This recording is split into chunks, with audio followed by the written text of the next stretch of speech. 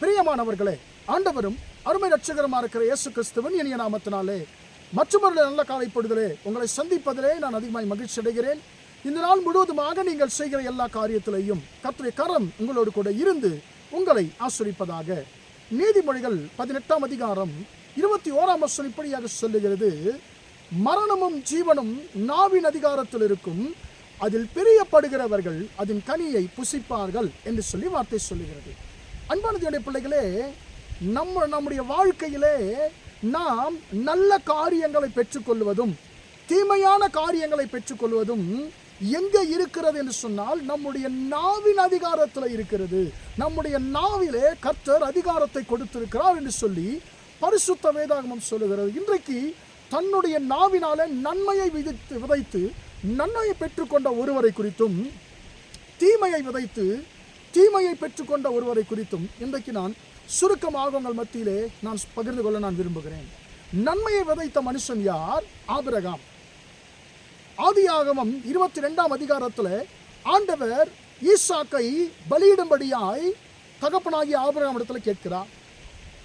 ஆபிரகாமும் கர்த்தருடைய வார்த்தைக்கு கீழ்ப்படிந்து அவர் 3 நாள் பயணம் பண்ணி அவர் ஆண்டவர் குறித்த இடத்திற்கு செல்லுகிறார். தன்னுடைய வேலைக்காரர்கள் 2 பேரையும் அவர் அழைத்து செல்லுகிறார். இப்போ அந்த இடத்தை பார்த்தாச்சு, ஈசாக்கை கர்த்தருக்காக பலியிட வேண்டும்.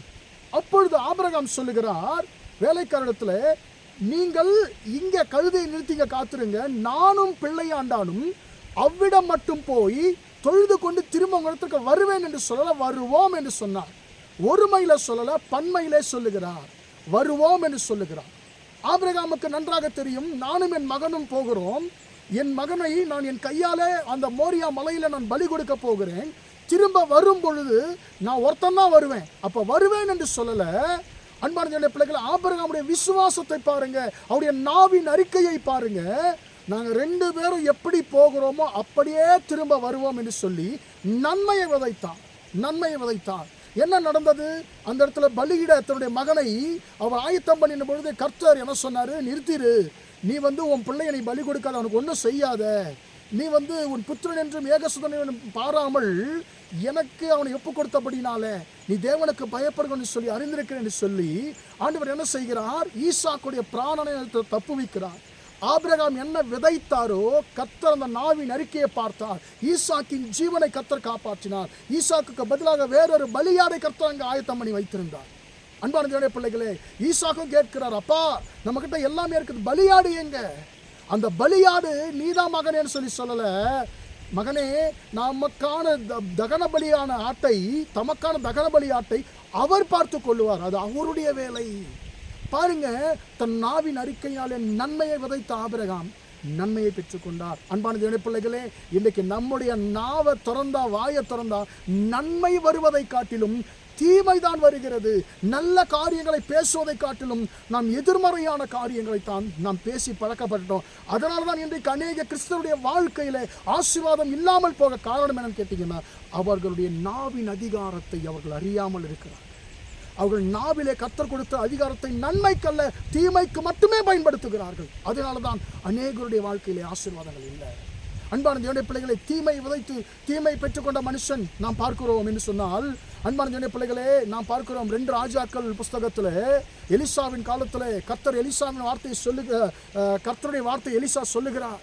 கர்த்தருடைய வார்த்தையை கேளுங்க, நாளைக்கு இந்த நேரத்தில் உங்கள் பஞ்சத்தை கர்த்தர் நிவர்த்தி செய்வார், அற்புதமாய் உங்கள் பஞ்சத்தை மாற்றி போடணும்னு சொன்ன பொழுது ராஜாவுக்கு வேலை செய்கிற ஒரு மனுஷன் சொல்லுகிறான், கர்த்தர் வானத்தில் மதங்களை உண்டாக்கினாலும் அங்கிருந்து தானியத்தை வரிசிக்க பண்ணாலும் இப்படி நடக்குமான்னு கேட்கிறாரு.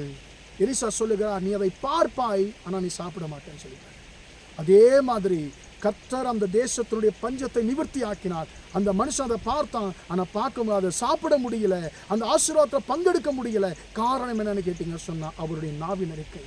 ஜனங்கள் அவரை நெருக்கி மிதிக்கிறாங்க, செத்து போயிட்டார் அவர். அன்பான தேவனுடைய பிள்ளைகளே, இன்றைக்கு நம்முடைய வாழ்க்கையில் நாம் யாரை போல இருக்கிறோம்? நன்மையை விதைத்து நன்மை பெற்றுக் கொள்ளுகிற ஆபிரகாமை போல இருக்கிறோமா, அல்லது தீமை விதைத்து தீமையை பெற்றுக் கொள்ளுகிற நம் நாவினால் தீமை விதைத்து தீமையை பெற்றுக் கொள்ளுகிற அந்த ராஜாவின் பிரதானியை போல இருக்கிறோமா என்பதை நாம் யோசித்து பார்ப்போமாக. மரணமும் ஜீவனும் நாவின் அதிகாரத்தில் இருக்கும். அதில் பிரியப்படுகிறவர்கள் அதில் கனியை புசிப்பார்கள். ஆண்டவரை பார்த்து கேட்போம், ஆண்டவரே என் நாவினாலே நான் நன்மையை மட்டும் விதைத்து நன்மையை பெற்றுக்கொள்ளக்கூடிய அந்த கிருபை தாரும் ஆண்டவரே என்று சொல்லி கேட்போமா, ஜெபிப்போம். பிதாவே, உம்மை நன்றியோடு துதிக்கிறோம், ஸ்தோத்திரிக்கிறோம் ஐயா. இம்மட்டுமாக அந்த வார்த்தைகளை கேட்ட உம்முடைய பிள்ளைகளை கர்த்தர் ஆசீர்வதிக்கும்படியா ஜெபிக்கிறேன். மரணமும் ஜீவனும் நாவின் அதிகாரத்தில் இருக்கும். அதில் பிரியப்படுகிறவர்கள் கனியை புசிப்பார் வார்த்தையின்படி ஆண்டவரே அப்பா, இன்றைக்கு எங்கள் வாழ்க்கையில் ஆசீர்வாதம் இல்லை என்று சொல்லி எங்கிக் கொண்டிருக்கிற பிள்ளைகளை கண்ணோக்கி பார்ப்பீராக. ஆண்டவருக்கு காரணம் அவர்களுடைய நாவினுடைய தீமையான வார்த்தைகள் என்பதை ஆண்டவரே உடைய பிள்ளைகளுக்கு நீர் உணர்த்தி இருக்கிற கிருபைக்காக ஸ்தோத்திரம். ஆண்டவரே, இனி எங்கள் நாவின் அதிகாரத்தை நாங்கள் தீமைக்கல்ல ஆண்டவரே, நன்மைக்கு மட்டுமே பயன்படுத்த, நன்மையை விதைத்து நன்மை மட்டுமே பெற்றுக்கொள்ள ஆண்டவரே நீர் எங்களுக்கு உதவி செய்யும்படியா ஜெபிக்கிறேன். இந்த காலை வேளையிலே இந்த வார்த்தை கேட்டுக்கொண்டிருக்கிற ஒவ்வொருவருக்கும் இந்த கிருபை கொடுத்து நடத்தும். இந்த நாள் முழுவதுமாய் உம்முடைய ஆண்டவரே பிள்ளைகளோடு கூட உம்முடைய கரம் இருந்து நடத்தட்டும் என்று இயேசுவின் நாமத்தில் ஒப்பு கொடுத்து ஜெபிக்கிறேன் ஜீவனுள்ள நல்ல பிதாவே. ஆமேன், ஆமேன். பிரியமானவர்களே, கர்த்தர் உங்களை ஆசீர்வதிப்பாராக. Praise the Lord, praise the Lord.